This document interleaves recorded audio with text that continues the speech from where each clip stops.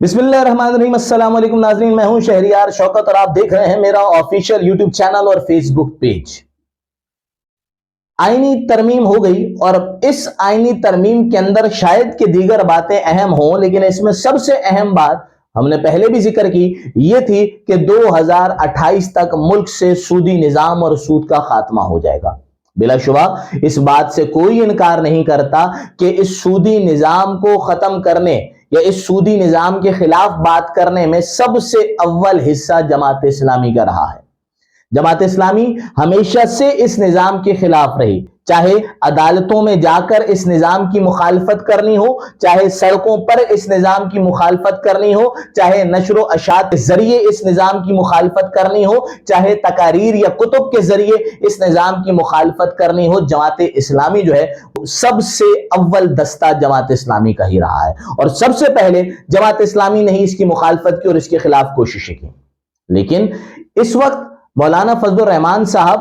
اگر انہوں نے کچھ اقدام کیا ہے تو یہ بات بڑی سمجھ سے باہر ہے کہ مذہبی جماعتیں ہی کیوں ایک دوسرے کی مخالفت کرنے لگ گئی ہیں۔ کیوں یہ کہا جا رہا ہے کہ مولانا فضل الرحمان نے ڈیل کر دی؟ کیوں یہ کہا جا رہا ہے کہ مولانا فضل الرحمان نے سود کے خاتمے میں 1 سال کی ایکسٹینشن دے دی؟ یہ وقت مذہبی جماعتوں کے ایک ہونے کا ہے۔ دیکھیے، اس بات میں کوئی دو رائے نہیں ہے کہ مولانا فضل الرحمان پارلیمنٹ کی سیاست کو سب سے زیادہ سمجھتے ہیں، اگرچہ دوسری مذہبی جماعتیں جو ہیں وہ بھی اپنے طور پر مکمل کردار ادا کر رہی ہیں، لیکن اب ملک کے حالات کچھ اور ہیں۔ فیصلے کہاں ہوتے ہیں، کیسے ہوتے ہیں، آپ کو بھی پتا ہے، مجھے بھی پتا ہے۔ ہم اسٹریٹ پاور کا اگر مظاہرہ کریں، سڑکوں پر آئیں، تو تحریک انصاف نے سڑکوں پر آ کر کیا کر لیا؟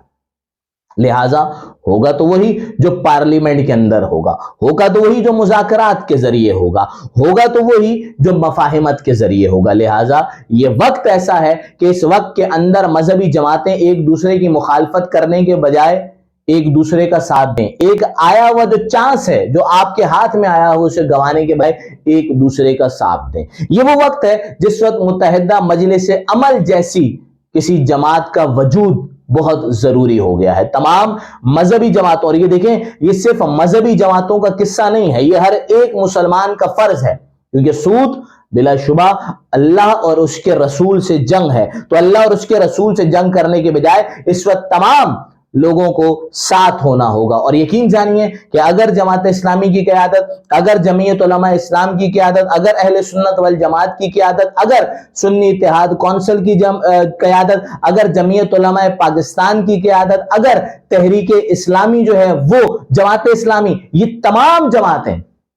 ایک پلیٹ فارم پر ہوں اور ان سب کا ایک ہی مطالبہ ہو، اور وہ مطالبہ مملکت خداداد میں اللہ کے قانون کا نفاذ ہو، وہ مطالبہ مملکت خداداد میں سود کا خاتمہ ہو، وہ مطالبہ مملکت خداداد سے سودی نظام کا خاتمہ ہو، اور یہ ساری جماعتیں ایک ساتھ ہوں، پھر چاہے اسٹریٹ پاور ہو، پھر چاہے عدالتیں ہوں، پھر چاہے پارلیمان ہو، پھر چاہے اسمبلیاں ہوں، پھر چاہے ٹیلی ویژن ہو، پھر چاہے میڈیا ہو، کوئی ان کی اس طاقت کو نہیں روک سکتا۔ سنجیدہ بنیادوں پر مذہبی جماعتوں کے اتحاد کے ساتھ اگر کوشش کی جائے تو 2028 انشاءاللہ العزیز پاکستانی تاریخ کا ایک سنہری دور ہوگا، جس دور میں اس ملک سے سودی نظام کا خاتمہ ہوگا، اور جس دن سودی نظام کا خاتمہ ہوگا اس دن انشاءاللہ العزیز پاکستان ترقی کی راہ پر گامزن ہوگا۔